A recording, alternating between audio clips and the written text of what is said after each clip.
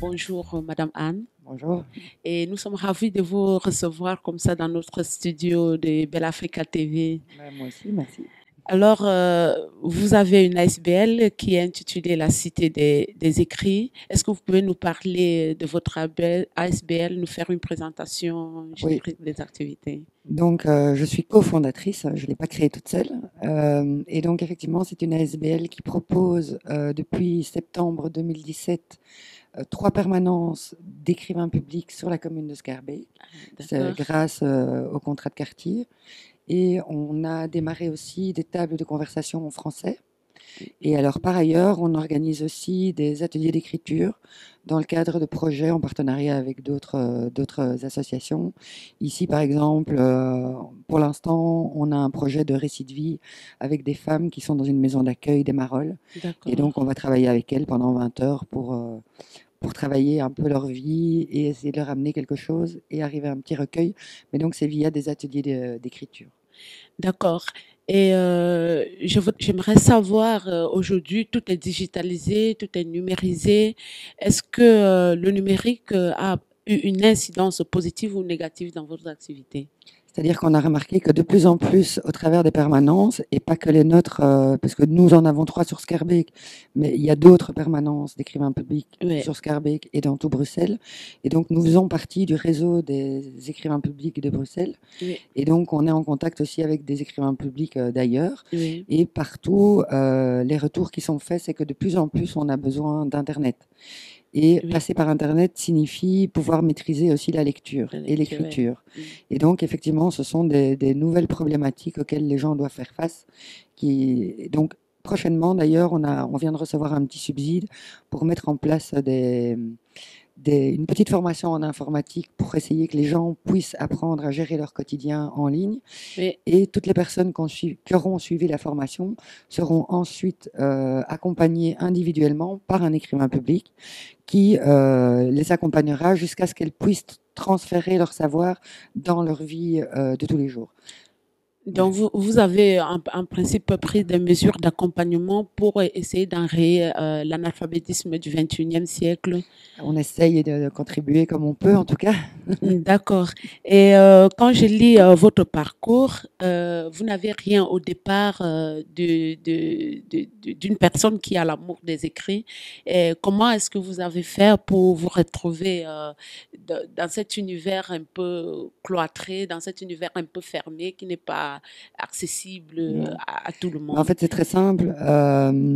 J'ai perdu mon emploi et suite à ça, j'ai voulu continuer à avoir un métier d'aide et de relation parce que c'est important pour moi Oui, et en même temps lier ça à quelque chose que j'aimais. Et en fait, l'écriture, j'aime ça depuis toujours.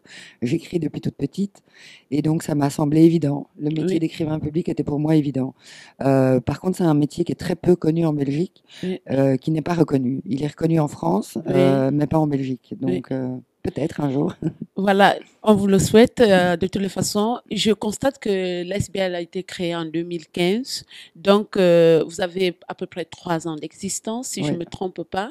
Et durant les 3 ans, est-ce que vous avez une action que vous avez menée et que vous en êtes fier? Une action. En fait, l'ASBL existe depuis 2015, mais Oui, on a démarré les activités seulement en septembre 2017, donc ça fait pas très longtemps. mhm, Donc, on n'a pas encore d'action concrète, si ce n'est les permanences. Bon, là, évidemment, quand, par exemple la jeune fille dont je parlais tout à l'heure m'a rappelé pour me dire qu'elle avait réussi son mémoire et que j'avais contribué à ça, bah oui. voilà, pour moi, c'est une victoire d'avoir pu contribuer à aider une jeune fille qui avait besoin d'aide. Donc, D'accord. Tout à l'heure, en coulisses, vous nous parliez de votre équipe qui a reçu une formation et également d'un autre pan de vos activités, l'aide à la relecture des mémoires. Est-ce que vous pouvez un peu nous donner plus en peu détails pour ceux qui Ouais. seront intéressés? Ouais, donc effectivement, dans notre ASBL, on est plusieurs, hein. Certains sont écrivains publics, certains sont animateurs d'ateliers d'écriture, certains sont juste animateurs, mais chacun d'entre nous a une spécificité et est investi dans l'ASBL pour mener différentes actions. Par rapport à la relecture de travaux de fin d'études, donc on le fait effectivement, à condition qu'il y ait dans l'équipe quelqu'un qui puisse s'approprier le sujet, parce que si c'est un sujet, par exemple, en sciences sociales, moi, il n'y a pas de souci parce que C'est votre domaine. voilà, c'est mon domaine. Mhm. Dernièrement, on m'avait demandé de relire un travail économique. Oui, Je n'y connais rien.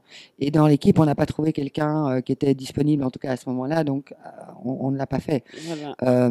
Et ces services-là, contrairement aux permanences d'écrivains publics qui, eux, sont gratuits, Oui, ces services-là, ça demande plus de temps et donc les services sont payants. Mais ils sont payants donc en fonction du temps que ça a demandé mhm. de travailler, parce que parfois on a des travaux qui sont quasiment finis, il faut juste recorriger l'orthographe. Il y en a d'autres, il faut revoir un peu la structure et remettre un peu plus d'ordre. Et donc D'accord. voilà, ça dépend du temps qu'on passe sur le travail et ça dépend des moyens de la personne. Laissez-moi faire une petite intrusion dans votre vie familiale. Comment faites-vous pour concilier vie professionnelle, parce que vous avez une kyrielle de casquettes, comment faites-vous pour concilier vie professionnelle et vie familiale? Bah, je travaille beaucoup, je cours beaucoup aussi, mais comme j'aime beaucoup tout ce que je fais, ça me semble pas compliqué. Et j'ai de la chance d'avoir deux petites filles déjà très autonomes qui vont D'accord. à l'école toutes seules, qui reviennent de l'école toutes seules, et donc voilà, qui ne me demandent pas trop et qui sont Ah, très très cool d'accord. avec leur maman et qui comprennent très bien le travail que je fais, et donc elles m'encouragent, c'est très gai. Voilà, je vais chuter en vous demandant de nous parler un peu de votre perspective pour l'avenir. Vous avez sûrement des projets pour l'ASBL et Oui, mais donc effectivement, ben, il y a les formations d'informatique dont j'ai parlé qu'on va mettre en place prochainement. oui, On espère pouvoir mener un travail communautaire sur le quartier Evenepoel. Donc oui, il y a encore rien de sûr, mais on est en train de rencontrer des partenaires et donc on est vraiment très motivés parce que l'écrivain public est formé d'une part à l'aide individuelle, donc les permanences comme j'ai oui, parlé, mais on est également formé à l'action collective. Et donc d'accord. on peut travailler en éducation permanente avec des groupes ou des communautés. Et donc là voilà, on a été contacté par l'Union des locataires à Evenepoel et il y a de fortes chances qu'on puisse développer un travail là-bas, donc on est très heureux.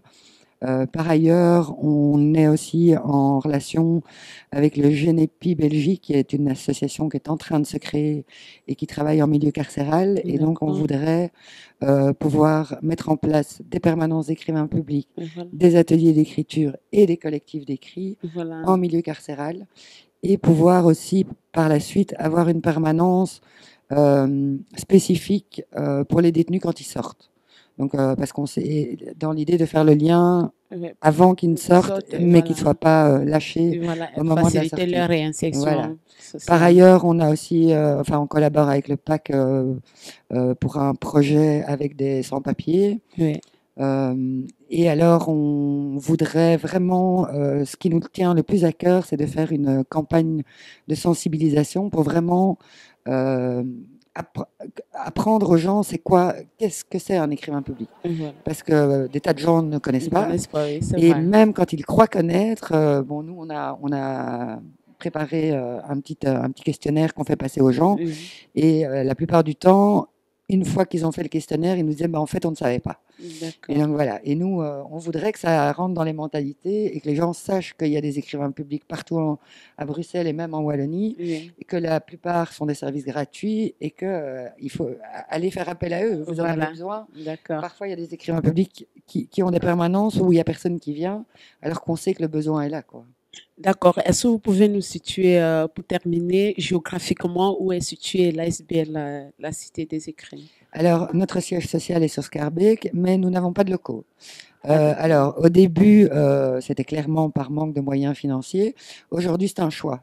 On a remarqué qu'en fait, en n'ayant pas de locaux, on circule et Oui, donc on est en contact avec d'autres. On ne veut pas faire un projet tout seul. Ça oui, nous intéresse pas d'avoir notre bureau avec notre public. On veut d'accord. travailler en réseau et en collaboration avec les autres structures. Donc voilà, actuellement, une des permanences, c'est dans une ASBL Oui, avec laquelle on collabore sur d'autres choses. Les deux autres se trouvent dans des espaces partagés mis à disposition de l'associatif par la commune. oui, Et tous les autres projets, par exemple les récits de vie qu'on fait avec les femmes, vu que ce sont des femmes dans une maison d'accueil, on va à la mhm, maison d'accueil. Quand on fait des ateliers d'écriture dans les écoles, on va dans les écoles.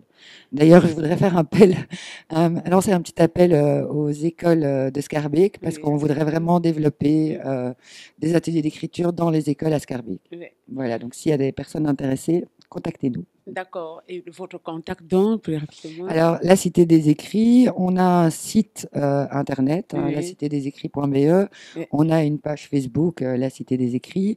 Et alors, on a un téléphone général qui est, si je ne me trompe pas, le 0474 618 514 Alors, ou 514 618, je ne sais d'accord, plus. c'est noté.